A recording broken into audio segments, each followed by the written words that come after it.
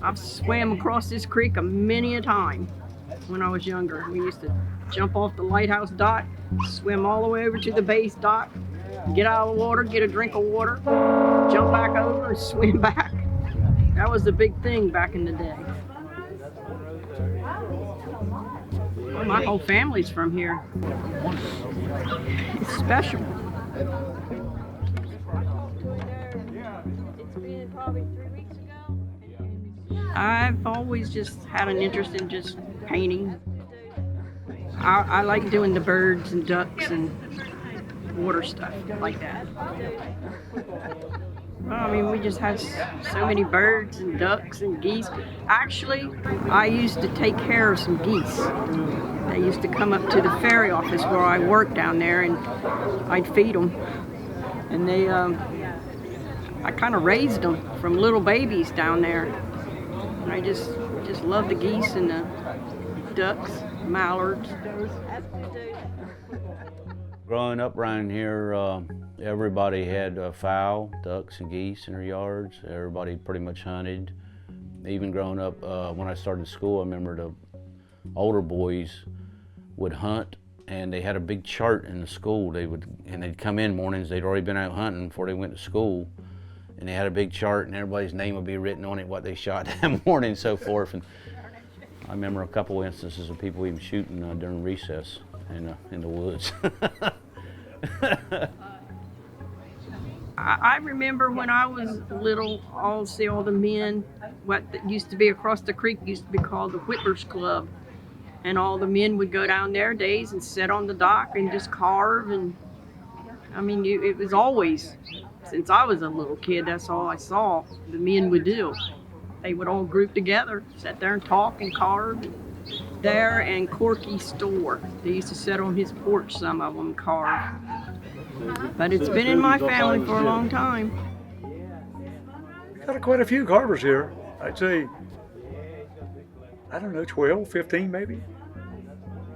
Had a couple guys that passed a few years ago. We thought they were. Really, when they first started, it was all wood. Most of them were cedar. Some used oak, which was a little harder, but I would think most of it was cedar. When I was a little girl, there was a gentleman here named Mr. Charlie Mack Williams, and he used to carve. He had a shed, and he would let me come and sit there on his steps, and the smell was so good, that cedar smell. So this is hair in here I cut out. It's gonna make an old style. It's actually got some rot in it there, but that's okay because I was gonna chop it down. So this would be white cedar. A lot of this came out of Dilsma Swamp and across the Sound on the western side.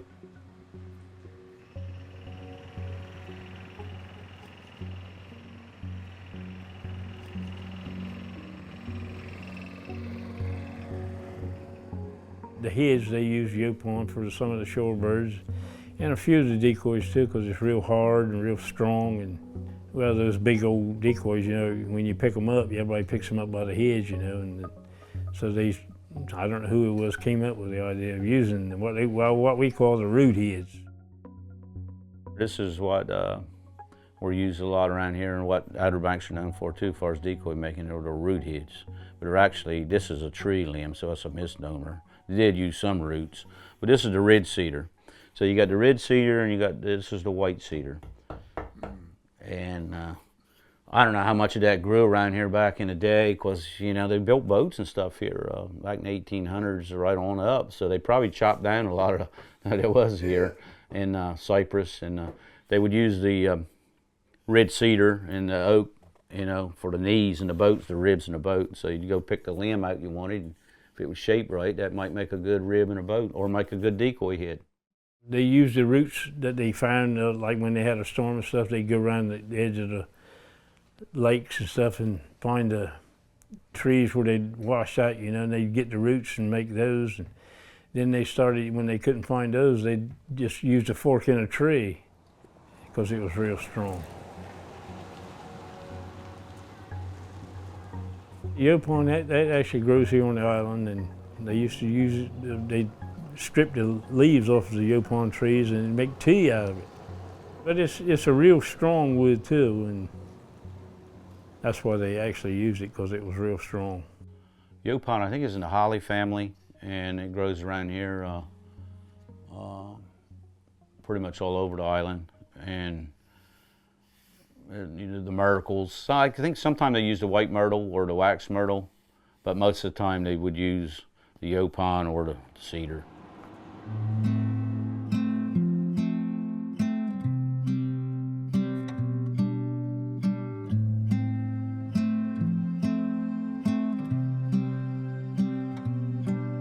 I've been doing it for about 55 years, and growing up here, there used to be a lot of the guys, old guys here, would whittle. They called it whittling, they didn't call it carving. A lot of them made decoys and stuff, and made little shorebirds and little flying birds that you sell to the tourists and stuff. And one named Wilbur Gaskell, he would give me one every now and then, and I'd try to carve it, you know. And I'd cut my finger or something and just not do it. And then when I went in the Coast Guard in 1973, I took it a lot more serious because I was married then, had a wife and kids. So it was going to work every day and coming home of eating and drinking a lot of beer, you know. And I said, well, they got really more life to this than drinking beer every evening. Not that I didn't like it, but anyway. So then my wife's aunt, her husband, his name was Bud Coppage. He was a carver and ran the show down at Virginia Beach at the pavilion down there. So one year he taught me to do it, and I made 11 pieces and went to the show and sold all 11 of them. And then I was hooked after that. I said, damn, this is nice, you know. Have fun and enjoy what you do and make money too. What more can you ask for?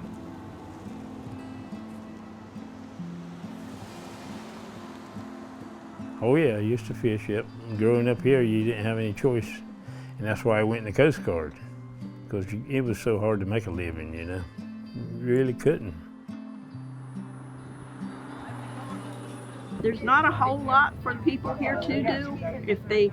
Some work for the ferries, some work for the Park Service, but there's not a whole lot. And then some goes in little businesses, take like Vince, and then they start carving. Actually, my husband was a very good carver.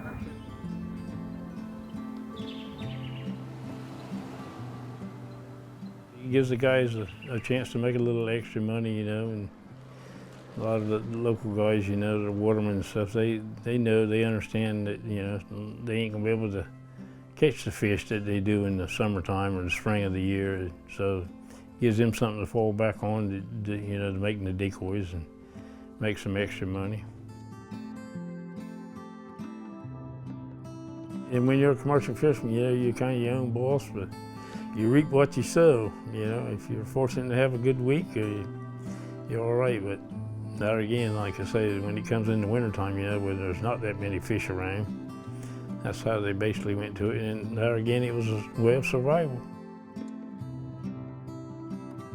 A lot of retired commercial fishermen, or even commercial fishermen that aren't fishing that much anymore, carve decoys. I think they have a waterman's eye for detail. I think they've been around the natural world all their lives and they notice things, and I think that makes them really good carvers and artists.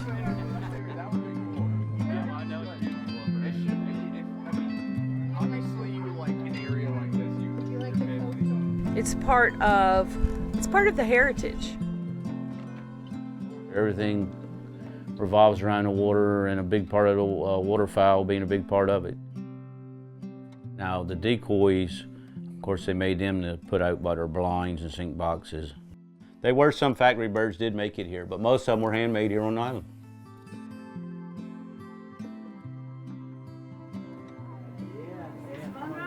They had those decoys that they put out in the water and stuff, you know, they made them. They had to if they had them, you know, they had to do it themselves. I think the earliest known decoys documented were in the late 1700s in North America. It come from way back. When our old timers, you know, they carved their decoys. They didn't go out here and buy plastic and styrofoam decoys. They made them. Of course, they used to make working decoys, and then working decoys moved into the collectible type decoys. A working decoy you would actually take out and put on the water to attract ducks. A lot of people came here duck hunting. There was the whole guide system. It was a way to make a living in the winter. All these guys have like hundreds of working decoys. And then I think when they have more time, I think it's natural that they move to the other ones. You know, you have the shorebirds, you have people carving owls, you have people doing all sorts of different things. But that's great. I know it. No, I don't think it's going to be that hot.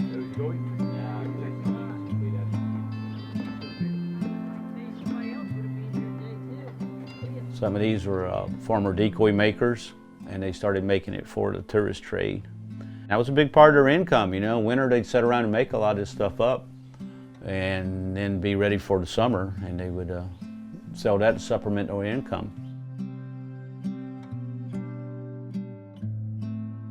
But the guys around here made those types, probably started, I think some of them you date from the late 40s right on up, 50s, 60s, 70s, and they were pretty popular when I was growing up in the 70s. You'd see the guys sit around and whittle in the 60s, 70s. So that's pretty much when the working decoy went out and phased over to the decorative collectible market, I'd say.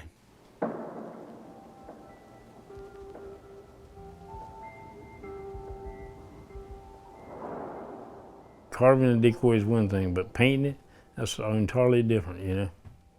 You just have the ability to be able to do it or not, you know. So a lot of guys, that's just why they just do the working decoys. It's just plain and simple, you know, black and white, pretty much. You have the people that like the decorative stuff too, you know, and then you got the people that like the folk art. A lot of the decoys that were made here, the root heads and stuff, people collect those for, they just like that folk art look, you know. You cut this out on the saw, you draw your pattern out, cut it out on your saw. I got a band saw. And then I'll chop it on down. And if you want to get real close, of course, you draw it up here. And then after you chop it on down, you put most of them put it in a wood rest. They put it in a vise, and they'd have a wood rest.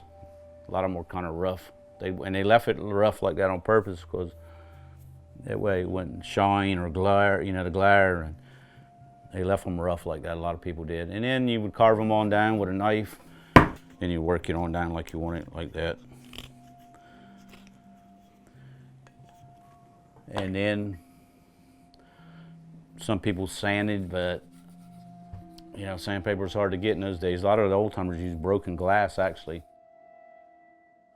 Yeah, this is well worn, but to get it that smooth, it was a lot of work, all by hand. And the head, sometimes now if you use the carved head, that's the root head. If you were to use a carved head, there's the three different stages here would be. You would draw your pattern out, cut that out on the saw. Then you'd chop it a little bit, get it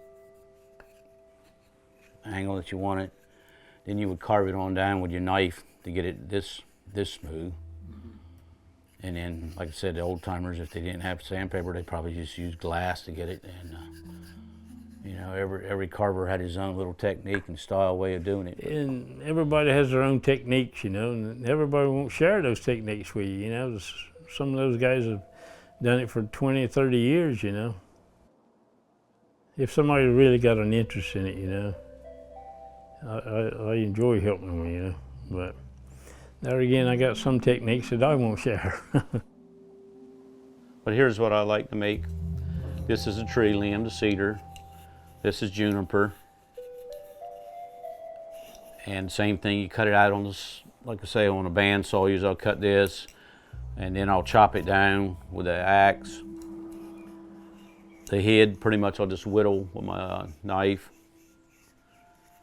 It's simple, primitive, but it has a lot of character in it.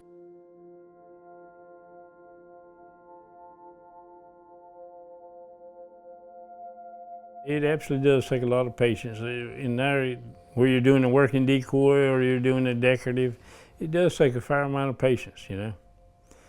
And especially when you start right out, you know, you're not going to start right out carving the very best thing you ever made, you know. It just comes with time and the experience. The same thing with the painting, you know.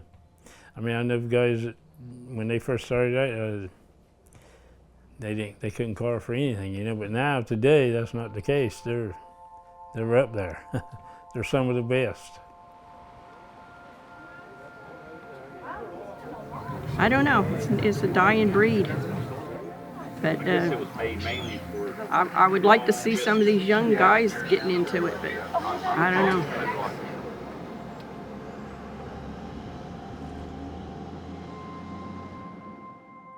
It's kind of a dying art, really. A lot of the older guys are no longer with us, you know. I guess it's like a lot of things. Kids don't appreciate, you know, when you're young. And then some do, but then some I think you see come back later on. They appreciate it when they get older and start raising a family, and they realize, wow, this is where I came from. I remember